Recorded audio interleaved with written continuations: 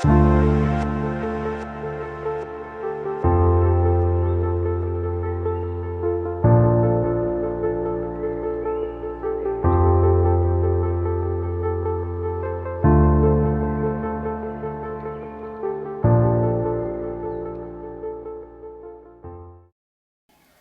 les invito a buscar en sus Biblias el Evangelio de Mateo, en el capítulo 9.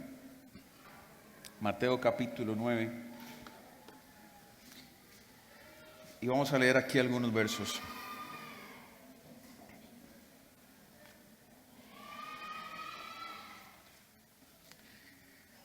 Bueno, previo a los versos que vamos a leer a partir del verso 35, Jesús viene de una gira, si podemos llamarle así, en la cual ha venido haciendo muchos milagros.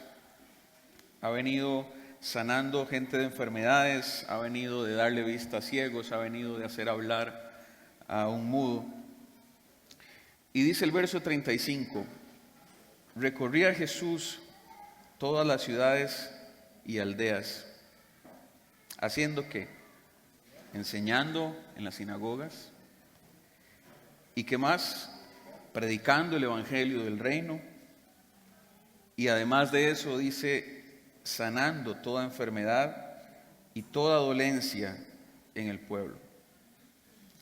Verso 36. Y al ver las multitudes, y si ustedes de los que subrayan y marque esa palabra que es muy importante, tuvo compasión. Cuando Jesús vio a la gente, cuando Jesús vio los grupos grandes de personas que le seguían, las multitudes, dice que tuvo compasión de ellas, tuvo compasión de la gente. ¿Por qué? Porque estaban desamparadas, porque estaban dispersas, como lo están las ovejas que no tienen pastor. Entonces dijo a sus discípulos, a la verdad, la mies es mucha, mas los obreros pocos. Rogad pues al Señor de la mies que envíe obreros a su mies. Ahorita vamos a ampliar un poquito más lo que sigue después de estos versos, pero quisiera empezar por decir que Jesús utiliza una figura, una imagen, que es algo muy común que Él hace para enseñar, utilizar ejemplos de la vida cotidiana de la gente. Y la figura de un pastor y una oveja, para usted y para mí, es muy poco común. Lo entendemos muy poco porque en nuestro país es una actividad que en muy pocos lugares podemos ver. Pero en esta región y en esta época en la que estaba Jesús era algo muy común entre todos los judíos. Entonces, Él utiliza esa imagen de la oveja y del pastor, porque la gente va a entender muy bien cualquier cosa que Él diga acerca de las ovejas y del pastor. Para poder entender un poco mejor qué es lo que está queriendo decir Jesús, tenemos que entender la relación que hay entre una oveja y un pastor. Y estuve leyendo en una página que prepara pastores para criar ovejas, que es argentina, como un instituto, una cosa así. Y entonces describiendo algo acerca de las ovejas y acerca del pastor, que de hecho ellos dan cursos para preparar personas para que se vuelvan pastores de ovejas. Entonces hablaba de la oveja y decía que la oveja es un animal, se le conoce así, esta característica, gregario. Gregario quiere decir que es un animal que vive en grupos, que vive en comunidad, que vive en manada. ¿Y para qué se unen de esa manera? Para obtener algún beneficio. Por ejemplo, en el caso de las ovejas, seguridad y cuidado de ese grupo que se está uniendo. Dice también esta gente que sabe de ovejas, usted y yo no, pero ellos sí, que las ovejas son animales, para decirlo bonito, dice simples, animales poco inteligentes. ¿Por qué será que el Señor nos compara a nosotros con ovejas, hermano? Simples, un animal poco inteligente. Ante lo que la oveja perciba como una amenaza lo que hace es mostrar pánico y huir, correr, irse.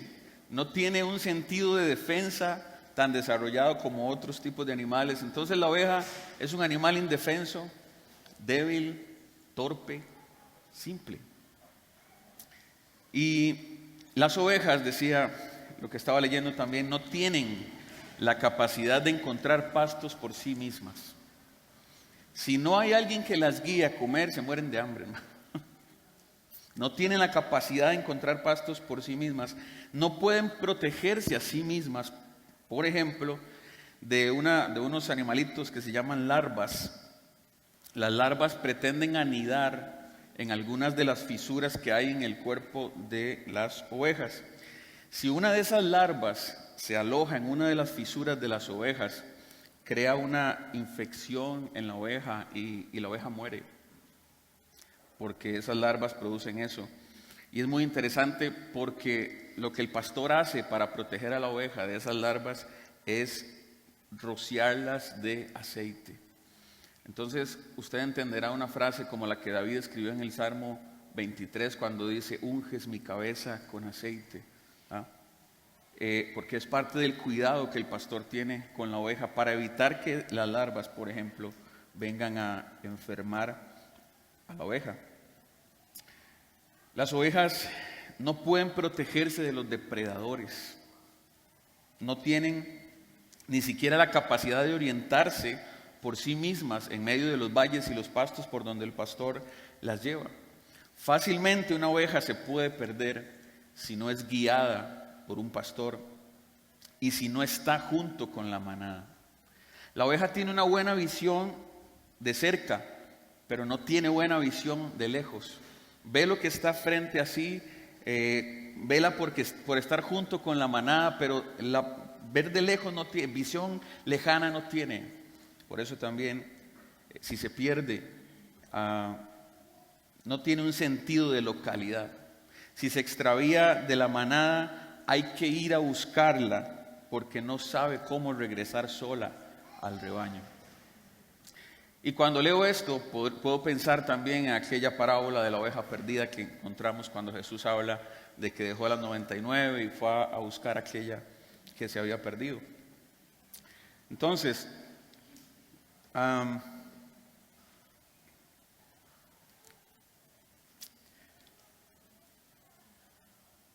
ahora hablando del pastor, el pastor de ovejas, el pastor es aquel que va delante del rebaño. El pastor va delante del rebaño para guiarlo y va delante del rebaño para protegerlo de los depredadores, generalmente lobos, ¿verdad? Y además el pastor debe asegurarse de que las ovejas tengan acceso a un buen pasto y que tengan acceso a agua limpia. Si el pastor no lleva a las ovejas a un lugar donde hay agua limpia, las ovejas toman cualquier agua que encuentren, porque ellas no saben diferenciar cuál es la comida y la bebida que deben ingerir. Entonces, el pastor se encarga de guiar y de proteger a ese rebaño de los ataques, de las amenazas que hay, de los depredadores que están cerca, y se encarga de alimentarlos con buen alimento. ¿Sí? Esa es un poco la figura natural del pastor y la oveja, del oficio del pastor con la oveja. Y es un animal tan dependiente que no puede vivir solo por sí mismo, que depende del pastor para ser cuidado y alimentado. Si no tiene un pastor, si no tiene una guía, una oveja se puede perder y morirse, porque no tiene forma de aprender a comer por sí misma siquiera, porque no tiene un sentido de ubicación que le permita regresar donde está la manada. Así son las ovejas. Ahora vea el que está a la par suya y atrás, véale la cara, hermano, es una oveja. ¿Por qué el Señor nos compara con ovejas, hermano? ¿Cuánto necesitamos del pastor? Necesitamos del pastor. Ahora, cuando Jesús en el verso 36 habla y muestra esta figura del pastor, acerca de las personas a las que Jesús está viendo, a las personas que le siguen, quienes están recibiendo milagros y sanidades de parte de Jesús, quienes están escuchando su predicación, quienes le están escuchando en los templos, en las sinagogas. Jesús acerca de estas personas dice que Él las ve como ovejas que están desamparadas y como ovejas que no tienen un pastor. Desamparadas y dispersas, como ovejas que no tienen un pastor. Y entonces, comprendiendo un poco la naturaleza del comportamiento de las ovejas y la naturaleza del por qué necesitan un pastor, creo que podemos entender un poco mejor cuando Jesús dice están desamparadas y están dispersas. Y lo que implica que no haya un pastor junto a ellas, que las cuide, que las proteja, que las alimente.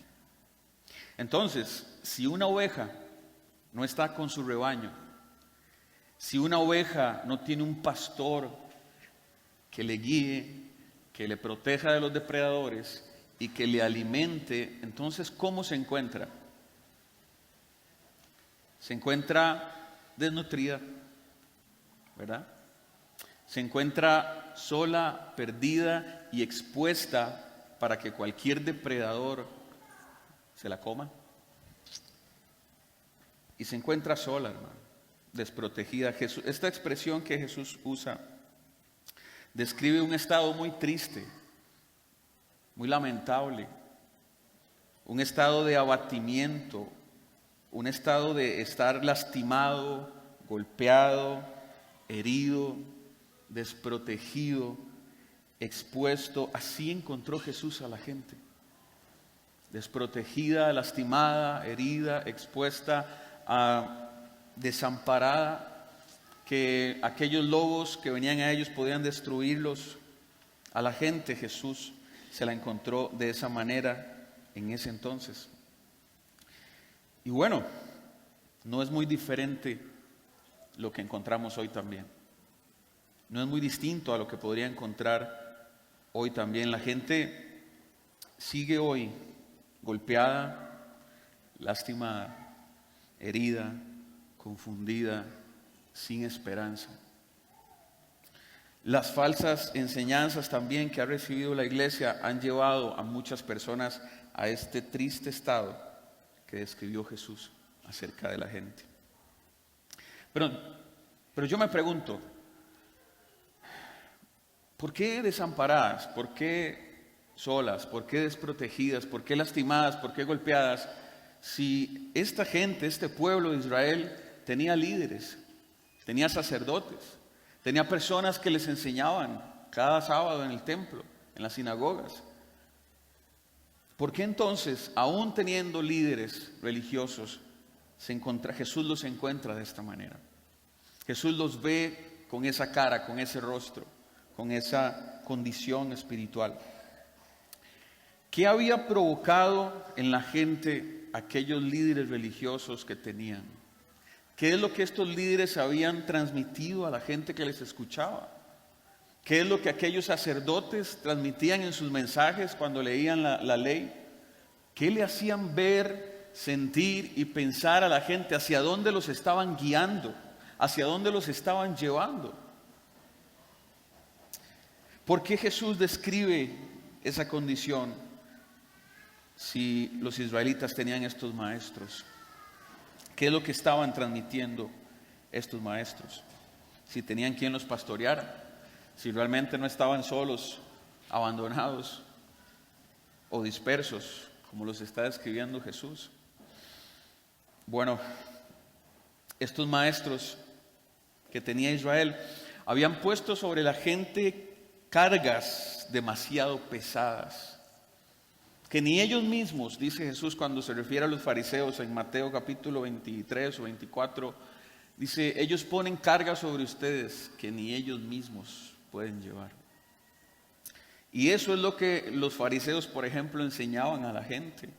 Ponían cargas pesadas sobre ellos, cargas que los abatían, cargas que los angustiaban, exigencias y reglas que se habían inventado ellos mismos, que los habían, y que esas reglas y exigencias que transmitían a la gente les habían llevado a pensar que sus obras y su capacidad de cumplir con esas leyes, con esas reglas, con esos mandamientos, eso era el medio por el cual ellos podían obtener el favor de Dios. Esto es lo que las personas en esta época habían concebido de parte de sus líderes, de los sacerdotes, de los fariseos, de los saduceos, de los escribas. Habían cargas muy pesadas sobre la gente. Cuando uno lee los evangelios se encuentra muchas expresiones que le permiten ver qué había en el pensamiento de la gente. Por ejemplo, una persona enferma creo que era parálisis de nacimiento, llega a Jesús y la gente le pregunta a Jesús, Jesús, ¿quién pecó? ¿Él o sus padres? Ciego de nacimiento. ¿Quién pecó? ¿Él o sus padres? Y como si la ceguera fuera el producto del pecado. ¿Cómo vamos a decir que un niño que nace hizo algo para que recibiera un castigo de parte de Dios y quedara ciego? ¿Puede usted concebir esa idea? ¿Puede concebir esa forma de pensar? Pero esta gente concebía esto así. Una persona que desde que nació está ciega y dicen, ¿y qué será que él pecó? Y si no fue él, ¿será que los papás pecaron? Y entonces viene un castigo de parte de Dios y por eso él está ciego. Vamos. Así pensaba la gente acerca de Dios. Así era la concepción que tenían los judíos de este Dios. Porque así fueron enseñados por los maestros de Israel. Y entonces habían cargas muy pesadas sobre ellos, que les hacían pensar que ellos tenían que ganarse el favor de Dios con sus obras. Entonces, Jesús encuentra un grupo de personas que han sido mal instruidas por sus líderes, que les han dañado, que han distorsionado la imagen real de Dios, que han dado a la gente una imagen de un Dios que está como con un trueno en la mano esperando que usted haga algo malo para tirarlo y fulminarlo. Y hay un temor terrible en la gente, como cuando Moisés lleva al pueblo de Israel al monte y la gente le dice a Moisés, mire, vaya usted y hable usted con nosotros, pero nosotros no queremos, no podemos estar frente a ese Dios. Ellos estaban muertos de miedo y decían, a usted Dios sí lo escucha, vaya usted y nos viene a contar lo que Él dice, pero tenían temor, pánico de ese Dios. Jesús ve un grupo de personas que han sido mal enseñadas, que no han sido amadas ni cuidadas por sus líderes, por sus pastores. No han sido protegidas, sino más bien todo lo contrario. Estas personas han sido abatidas. Estas personas han sufrido el abuso de sus líderes religiosos. Ellos se han aprovechado de la gente más bien.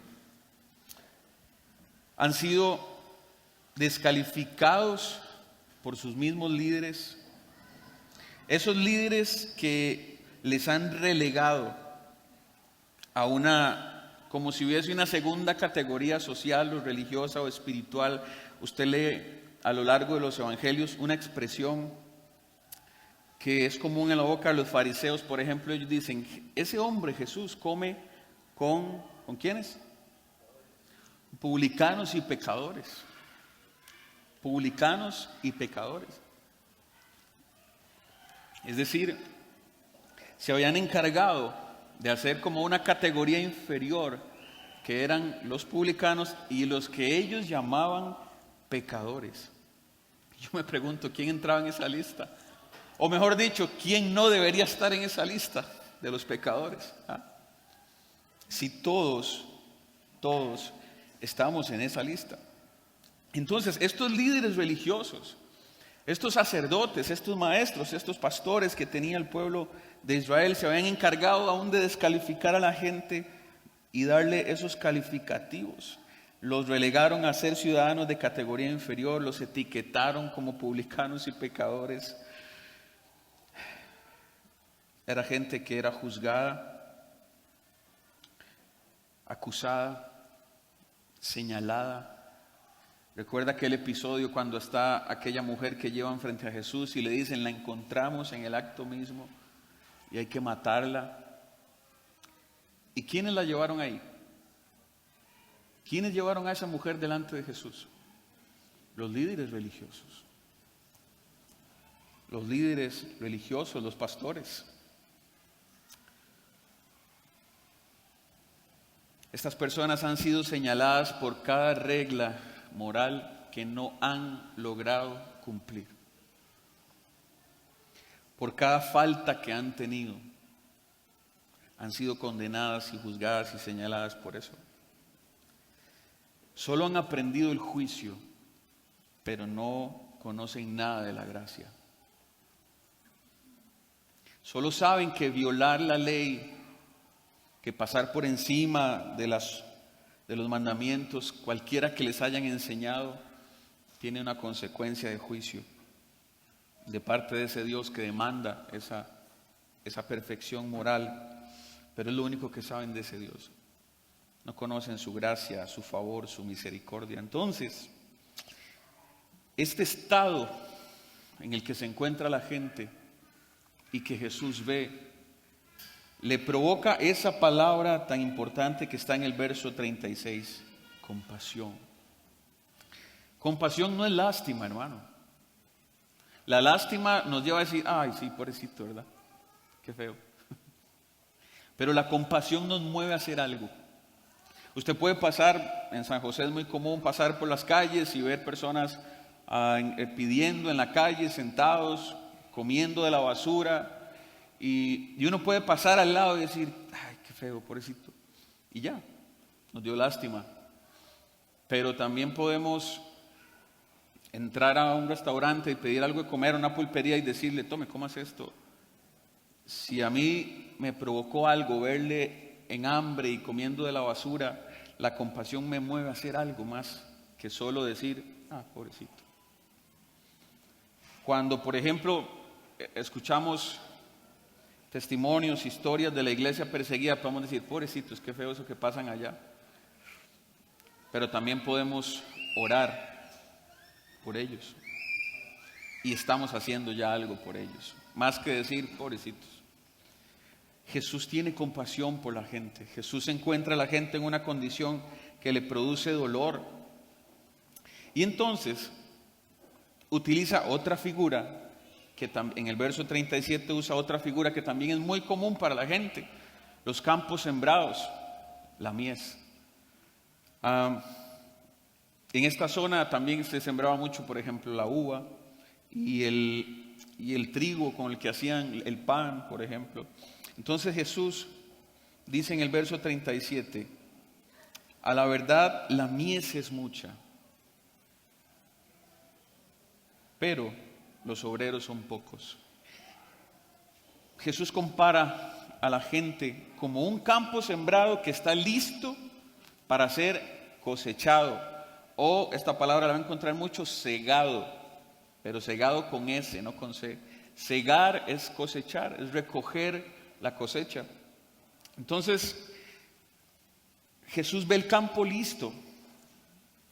Compara más bien la gente con un campo listo para cosechar. Imagínense, no sé, algunas hectáreas de café, que por aquí había muchas zonas de café, cada vez hay menos, hay más condominios y menos cafetales. Pero imagínense todos los cafetales con el grano de café listo para ser recogido, pero que en 10 hectáreas de café solamente hayan 2 recogedores de café. ¿Qué va a pasar con el café que está listo para ser retirado de la planta? ¿Qué le pasa al fruto de un árbol que no se recoge cuando ya está listo, maduro, para ser consumido o vendido? ¿Qué le pasa? ¿Qué le pasa a los mangos en el árbol cuando nadie los baja? ¿Ah? Se caen solos, se pudren, se pierden, ya no sirven. Ya no se pueden comer, ya no se pueden consumir, ya no se pueden vender. Jesús está viendo a la gente y dice, hay tanta gente que necesita orientación, guía y un pastor, pero hay tan pocos que están dispuestos a hacerlo. Hay tan poca gente lista para ser el guía, ser el pastor de la gente. Y entonces se pierde. Se pierde. Utilizó este campo listo para ser cosechado como ejemplo, pero escaso de obreros que pudieran hacer el trabajo. Y la consecuencia natural de esa escasez de obreros para poder recoger el fruto es que el fruto se pierda. Y así está comparando a la gente, con gente que se va a perder, porque no hay quien sea su guía, no hay quien lleve la voz de Dios a ellos.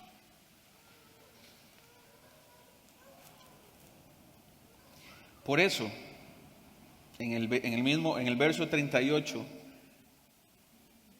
los lleva al punto de invitar a sus discípulos, de rogar al Padre para que hayan más obreros que puedan atender esos campos que están listos para ser cosechados. Está diciendo, la gente necesita guías, la gente necesita pastores, la gente necesita la voz de Dios que los guíe, que los oriente, que los cuide, que los proteja. Y por eso les dice a sus discípulos, rueguen al Señor de la mies para que envíe más obreros, para que levante más obreros, para evitar que la cosecha, que la gente se pierda. Acto seguido, por eso le digo que la compasión no es lástima. Acto seguido Jesús llama a sus 12 discípulos.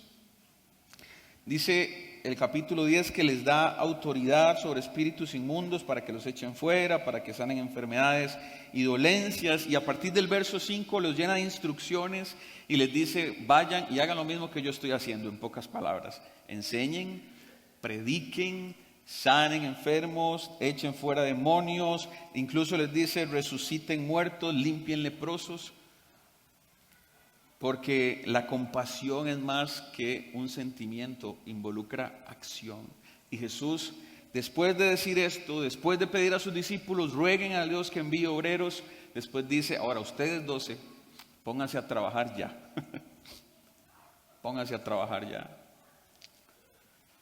Y vayan a hacer lo mismo que Jesús en el verso 35 describió acerca de él, que andaba enseñando, que andaba predicando el evangelio del reino, que estaba sanando enfermedades y dolencias. Lo mismo le dijo a sus discípulos en el verso 7 y en adelante que hicieran también. Todo ese capítulo 10 es una lista de instrucciones precisas que les da, pero también de advertencias relacionadas con persecución, inclusive. Y termina ese capítulo 10 con ánimo, con esperanza, para quienes estaban enviando, para quienes Él estaba enviando a pastorear esas ovejas. Entonces, hermano, qué ardua tarea tienen los pastores de las iglesias, ¿no le parece? Porque muchos de esos obreros por los que Jesús está invitando a rogar son los pastores de las iglesias. Son los que están llamados a guiar al rebaño, a cuidar del rebaño, a alimentar al rebaño. Y quiero que veamos un ejemplo de un pastor que Dios llamó y está en el Antiguo Testamento, en el capítulo 20 de Números. Vaya conmigo a Números 20.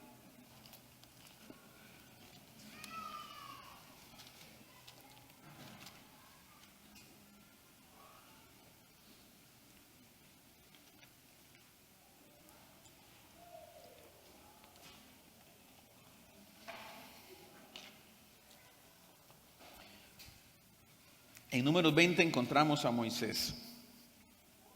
Y usted sabe, y si no sabe, vamos a refrescar un poquito acerca de Moisés y del pueblo de Israel en ese tiempo. 400 años el pueblo de Israel siendo esclavo en Egipto, siendo subyugado, oprimido, lastimado, muriendo gente desgastada en el trabajo. Y Dios levanta a un hombre llamado Moisés, que fue concebido entre los judíos, pero que vivió su vida en el palacio como un rey, como un hijo de un rey, en el palacio de Egipto, que es enseñado con todas las costumbres paganas y idólatras del pueblo egipcio, que se convirtió en un hombre muy importante entre los egipcios. 40 años de ese proceso de aprendizaje y todo. Dios llama a Moisés y lo manda 40 años fuera de Egipto. Y esos 40 años le tritura su ego, su orgullo, y le enseña el oficio de pastorear ovejas también, o aprende el oficio de pastorear ovejas, para luego durante los próximos 40 años de su vida utilizarlo como el guía del pueblo de Israel, como el libertador de ese pueblo que estaba siendo esclavo y oprimido. Y esos 40 años, este pueblo de Israel vagó y dio vueltas por el desierto. Pero no pensemos que es que estaban perdidos y no sabían cuál era el camino para salir de ahí, sino que Dios los tenía ahí metidos 40 años. Y Dios les decía, muévanse para allá, y luego muévanse para allá, y luego muévanse para allá, hasta que Él decidiera llevarlos a la tierra que les había prometido. Y vagando 40 años en el desierto, dando vueltas en el desierto, llega uno de los puntos más cercanos al final de esos 40 años, está en este capítulo 20 de Éxodo. El pueblo llega, leamos a partir del verso 1, dice, los hijos de Israel llegaron toda la congregación al desierto de Sin, en el mes primero, y acampó el pueblo en Cades. Y allí murió María y ahí fue sepultada. Y porque no había agua para la congregación, se juntaron contra Moisés y Aarón.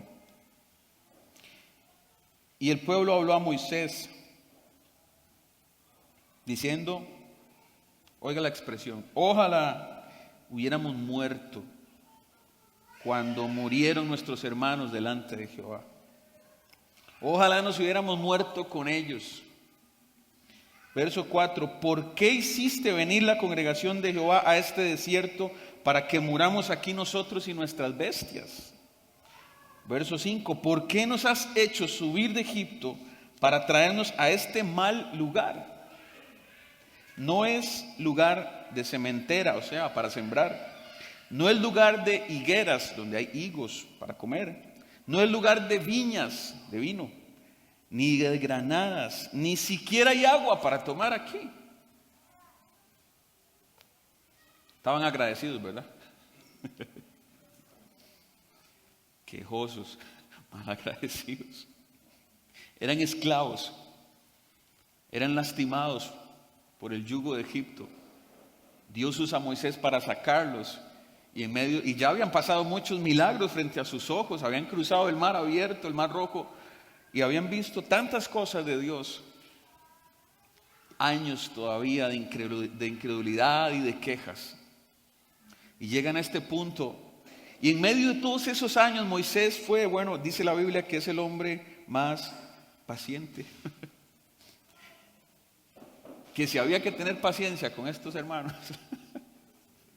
Increíble, hermano. Increíble que usted vea el mar abrirse, caminar por él en seco y después del otro lado se esté quejando. Es una cosa extraña, ¿no? Pero así estaba Israel. Ellos salieron de Egipto, pero Egipto no había salido de ellos. Seguían su corazón. Y en este capítulo es una muestra más de muchas otras que ya habían sucedido, del pueblo quejándose y reclamando, diciéndole, pero ¿para qué nos sacó de Egipto? En otro momento, allá comíamos carne. Dice, ¿quieren carne? Dice Dios, tomen carne hasta que se salga por la nariz. ¿Tienen hambre? Tomen, aquí está el maná, hagan su pancito cada día. Hermano, es que ser pastor es un oficio bien difícil. Y Dios puso a Moisés a pastorear este pueblo tan ingrato. Y Moisés fue sumamente paciente con ellos durante tantos años. Y llegan a este punto de quejarse una vez más. Y dice el verso 6, que Moisés y Aarón se fueron delante de la congregación a la puerta del tabernáculo de reunión y se postraron ahí sobre sus rostros y la gloria de Jehová apareció sobre ellos. Y el Señor le habló a Moisés diciendo, tome la vara y reúna a la congregación, usted y Aarón, su hermano, y habla a la peña a vista de ellos. La peña es una roca. Háblele a la piedra y la piedra dará agua. Y les sacarás aguas de la peña y darás de beber a la congregación y a sus bestias. Entonces Moisés, dice el verso 9, tomó la vara, como Dios le dijo, y dice el verso 10 que Moisés y Aarón reunieron a la congregación delante de la peña y les dijeron: oigan ustedes, rebeldes. Se pasó un poquito, ¿no? ¿Dios le dijo que hiciera eso? No. Pero hermano, hay que ponerse en el pellejo de Moisés. 40 años con esta carga encima, hermano. 40 años con estos quejosos y malagradecidos. Era muy paciente. Pero bueno, Moisés llega, los reúne y les dice esto: ustedes, rebeldes, les vamos a hacer salir agua de esta piedra, de esta roca, de esta peña. Podrá salir agua de esta, como diciendo, vuelvan a ver atrás. Vean todas las cosas que Dios ya ha hecho. Incrédulos, malagradecidos. ¿Cómo es posible que se estén aquí quejando de que no tienen agua? Vean todos los años que Dios los ha sustentado. Es más, dice la Biblia que la gente en el desierto, oiga, 40 años, y dice que no necesitaron calzado ni ropa nueva. O sea, la moda stretch la inventó Dios. Ahí todo se iba estirando. Sus ropas, ¿cómo es que le queda a alguien una ropa por 20 años? Su calzado en medio del desierto. No tuvieron que cambiarlo. ¿Cuántas cosas vio Israel, hermano? Y aún así, 40 años después se siguen quejando de Dios, del líder que Dios puso frente a ellos para guiarlos. Y les lanza esta pregunta, que más que pregunta yo le veo otro tono. Moisés dice: ¿qué? Vamos a hacer que salga agua de esta piedra. Y entonces Moisés, dice el verso 11, alzó su mano y golpeó la peña con su vara 2 veces. Bueno, tampoco Dios le dijo que le pegara, ¿no? ¿Qué le dijo Dios que hiciera con la piedra? ¿Ah? Que le hablara. Pero dice, Moisés golpeó la peña con su vara 2 veces y entonces salieron muchas aguas de la piedra. Y entonces la congregación bebió y también sus bestias bebieron. Hasta ahí no pareciera nada extraño, ¿no? Dios le dijo a Moisés: vaya a ver la piedra, déles agua. Y Moisés fue, golpeó la piedra, regañó a la gente también y le salió agua. Pero a mí estos 2 versos que siguen han sido por muchos años una de las cosas que más me desconciertan y a la vez me animan de lo que veo en la vida de Moisés. Dice el verso 12 que Dios le dijo a Moisés y a Aarón: por cuanto no creísteis en mí para santificarme delante de los hijos de Israel, por esa razón no meterás esta congregación en la tierra que les he dado. Estas son las aguas de la rencilla por las cuales contendieron los hijos de Israel con Jehová, y él se santificó en ellos. Hermano, es como que un hombre corra una maratón. Usted sabe cómo son las maratones, 40 kilómetros, ¿verdad? Los que corren, ¿saben? 40 kilómetros, ¿sí? 42 kilómetros en una maratón. La preparación para una maratón físicamente es sumamente exagerada, hermano. Es desgastante, es fuerte. Y un corredor de una maratón o de una triatlón se prepare años para esto. Y después de años de preparación esté corriendo esa maratón, y cuando le falten 100 metros para llegar al final, no pueda seguir. No pueda terminar, no pueda cruzar la línea de meta. Eso es lo que le pasó a Moisés, hermano. 40 años con esta gente, aguantándoselos, soportándoselos, cuidándolos. Dios en un momento dice, los voy a despedazar, los voy a destruir. Y Moisés dice, no, Señor, ¿cómo usted va a hacer eso? Wow. Este hombre le cambia a Dios su decisión inclusive. Dios dice, yo a ellos los voy a desechar y a usted, Moisés, le voy a dar un pueblo nuevo. Y Moisés dice, no, ¿cómo ¿qué va a decir la gente de usted, Dios? ¿Qué van a decir los pueblos de este Dios que sacó a Egipto y los mató? No, hombre, déjelos. Intercede por ellos de esa manera. ¿Cómo los ama, hermano? ¿Cómo los cuida? Cualquier otro los hubiera dejado ahí. Sí, ya era que dicha que dijo eso. Es que yo ya no me los aguantaba. Sí, dale. No. Moisés intercede por el pueblo y le cambia a Dios su parecer, su decisión. Wow. Y los lleva a este punto. Y Dios le dice a Moisés, usted no va a entrar. Usted no va a cruzar la línea de los 42 kilómetros de la maratón. Es más, vaya al monte, vea la tierra, pero usted no va a entrar ahí. Tantos años de trabajo, hermano. Tantos años soportando a estos cabezones quejosos, malagradecidos. Y no puede entrar con ellos a la tierra prometida.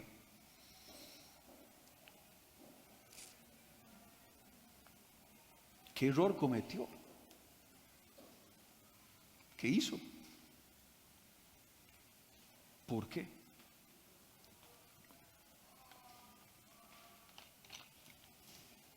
Esta expresión que está en el verso 12, Dios le dice a Moisés, ¿no creíste en mí? ¿No me santificaste delante de Israel? Leí muchos comentarios acerca de esto. Y al final, después de leer muchos, no es tan clara la razón del por qué el Señor le habla a Moisés de su incredulidad, ni tampoco es tan clara la razón del por qué se refiere con esta expresión, no me santificaste.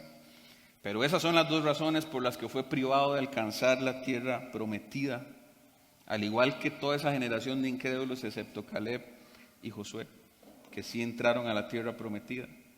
Pero cualquiera que fuese el significado de estas dos cosas, lo que es evidente y es claro es que hay una tarea en el pastor del rebaño, hay un peso sobre él, hay una responsabilidad enorme de mostrarse como un fiel representante de Dios hacia su pueblo.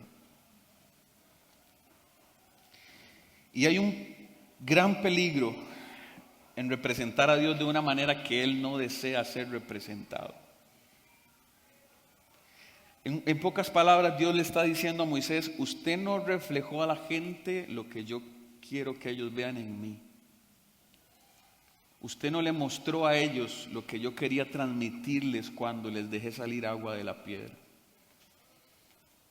Son rebeldes, sí. Pasan quejándose, sí. Son testarudos, sí. Son malagradecidos, sí.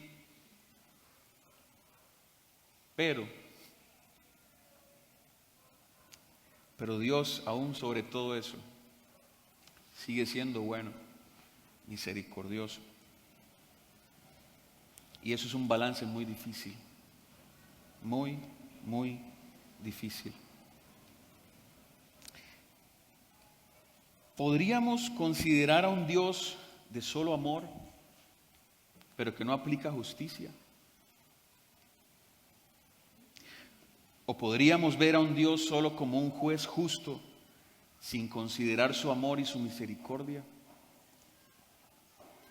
Este balance es probablemente uno de los desafíos más grandes que enfrentan los pastores de las iglesias.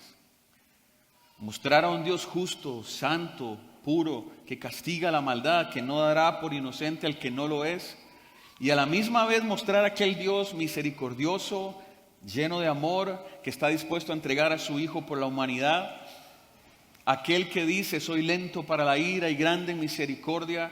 Hermano, transmitir ese balance a la iglesia, al rebaño, es un gran desafío para el pastor. Romanos 11, en su verso 22, quiero que lea este verso. Leamos esto, Romanos 11, 22.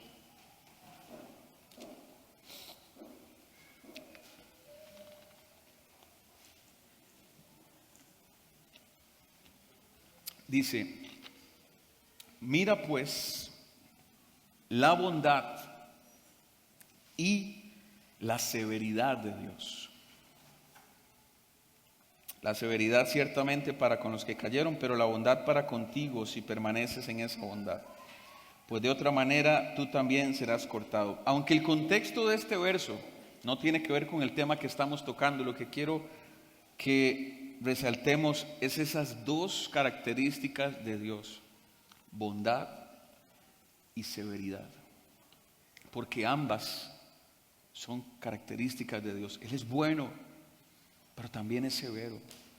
Él es justo y santo, pero a la vez es misericordioso y amoroso y compasivo.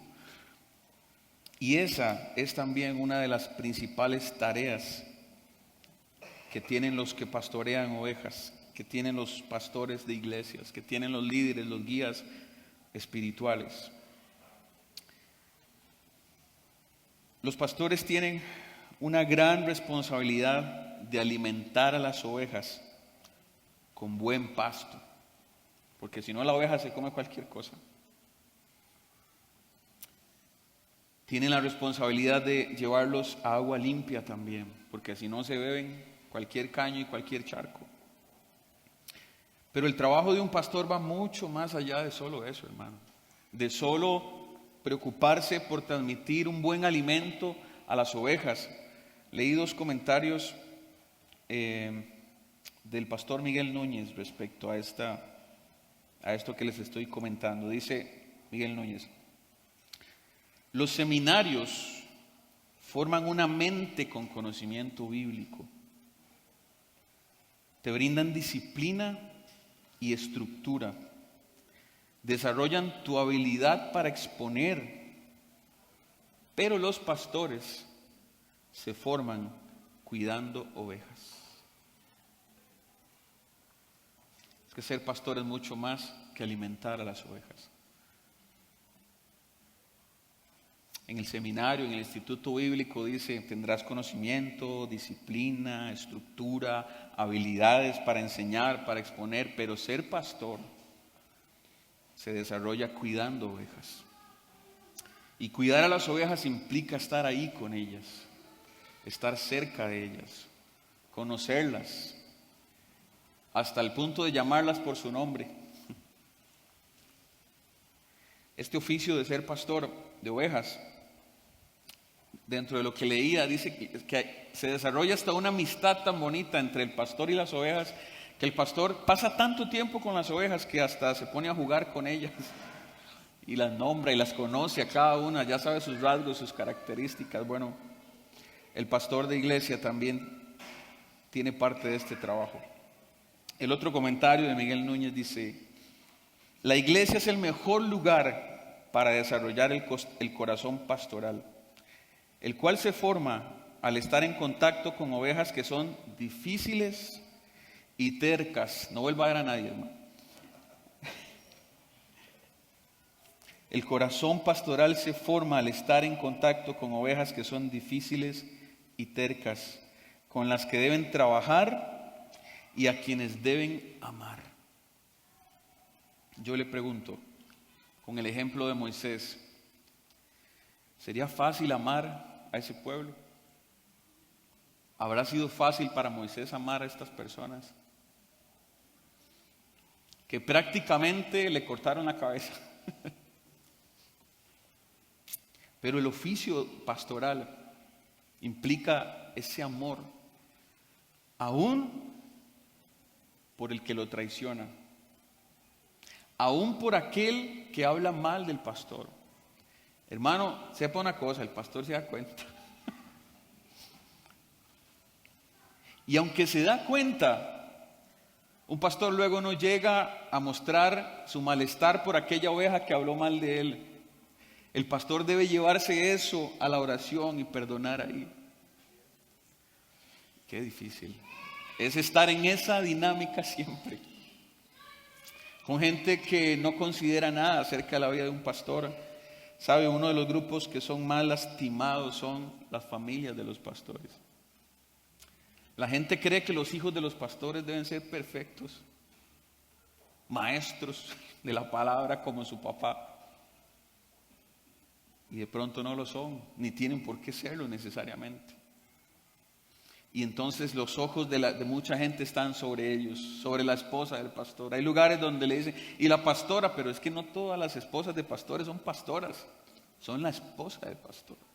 Y si hay alguien que lleva un peso tremendo sobre sus hombros, es la esposa de un pastor.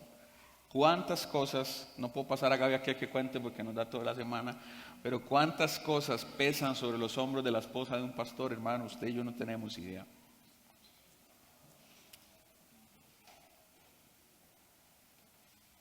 Con razón, quiero que vaya al libro de los Hebreos, a la carta a los Hebreos, al capítulo 13 de Hebreos.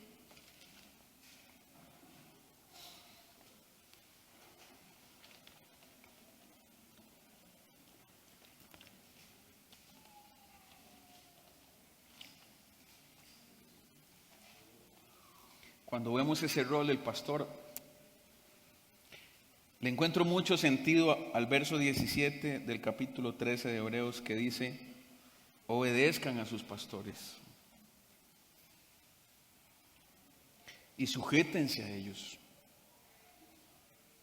¿Por qué?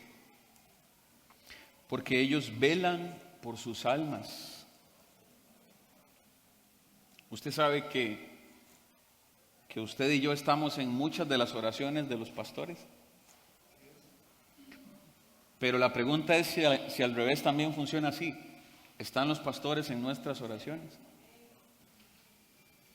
No para quejarnos de ellos delante de Dios, sino están ellos en nuestras oraciones. Dice, obedezcan a sus pastores, sujétense a ellos, porque ellos velan por sus almas, como quienes han de dar cuenta. Si nosotros hacemos esas dos cosas que están ahí, obedecer y sujetarnos, le vamos a facilitar al pastor que lo que él hace, dice ahí, para que lo haga con alegría, para que no lo haga quejándose, porque eso no sería provechoso. Yo creo que Moisés tenía todo el derecho de quejarse delante de Dios por la gente que tenía, pero no lo hacía. Pero cuando las ovejas obedecen al pastor y se sujetan al pastor, le hacen más fácil el trabajo que él tiene y la responsabilidad que tiene delante de Dios. Dice ahí, como si tuviese que él dar cuenta delante de Dios por cada oveja que tiene. Porque tiene una responsabilidad de velar por sus almas. Y eso, hermano, tiene muchas, pero muchas implicaciones. Ojalá fuera solo orar por nosotros. El trabajo del pastor de velar por las almas es mucho más profundo que eso, hermano. Entonces, ayudémosle a que lo haga con alegría. Ayudémosle a que lo haga, como dice ahí, sin tener que llegar al punto de quejarse delante de Dios, porque no soporta esta carga tal vez. Muchos pastores terminan así, agotados, quemados, porque la iglesia los consume, los absorbe, porque muchos necesitan madurar y depender menos del pastor. Alguien puede entrar y dice, se molestó porque el pastor no lo saludó. Hermano, vea, cuente cuánta gente hay aquí. Y de pronto a uno se le pasa a una persona y entonces hay gente que se enoja porque el pastor ese día no le saludó. ¿Ah? Es que pasé enfermo y ni se dio cuenta, ni que tuviera una bolita mágica para darse cuenta, ¿no? Para adivinar quién está enfermo y quién no. Es que yo estaba en una necesidad y nunca hizo nada. ¿Y cómo sabe él eso? ¿Cómo se va a dar cuenta, hermano? Seamos un soporte, hermano, más que una carga. Seamos un soporte, un apoyo. No le estoy diciendo con esto que no lo busque para situaciones que hay que resolver. Es que para eso está también. Pero hermano, hay cosas que podemos hacer nosotros mismos. Y no traer tanto peso encima al pastor y su familia.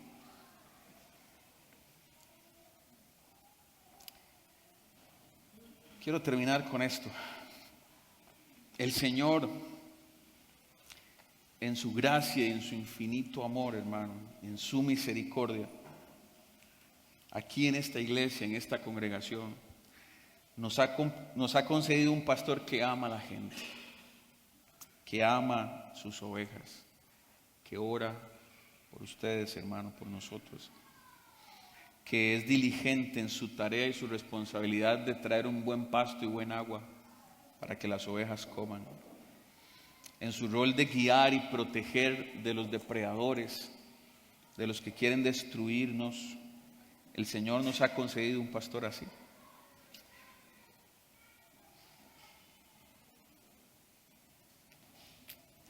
En la condición que Dios nos dio a usted y a mí, hermano, en la condición que describió Jesús de desamparados y ovejas dispersas como que no tuvieran un pastor, en la condición de peligro y de estar expuestos a la muerte, puso frente a nosotros su voz a través de un pastor. Una voz que usted podrá escuchar cada mensaje de cada domingo, si quiere ir a revisar cada uno de ellos, y siempre se encontrará un llamado al arrepentimiento y a la fe en Cristo Jesús.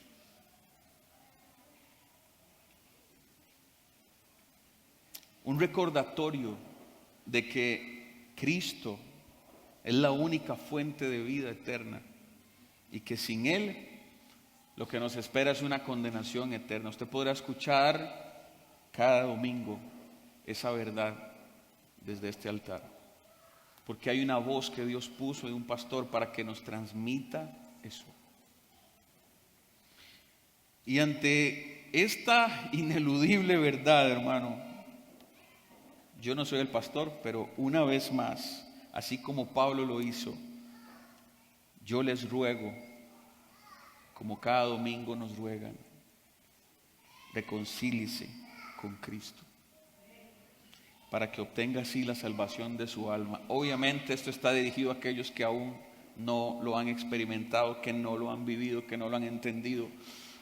Pero siempre hay alguien en un auditorio como este que su vida todavía le pertenece a sí misma y no a Cristo, que no ha comprendido su condición moral y espiritual y su destino de condenación eterna. Y para eso nos paramos aquí cada vez que hablamos de la palabra, para poder hacerle ver a la gente que va por un camino que les lleva a la muerte y que necesita un Salvador que lo quite de ese camino y lo enrumbe hacia el camino de la vida eterna, y que para eso necesita arrepentirse de su vida de pecado y creer en Cristo, que es el único que con suficiencia puede limpiar ese pecado, esa maldad, y pasarnos del camino de la condenación al camino de la vida eterna. Ese, hermano, es el llamado que tenemos cada domingo en este lugar. Es la invitación, es el ruego que tenemos. Como Pablo le decía a los corintios, les rogamos en nombre de Cristo, reconcíliense con Dios. Reconcíliense con Dios. Amén.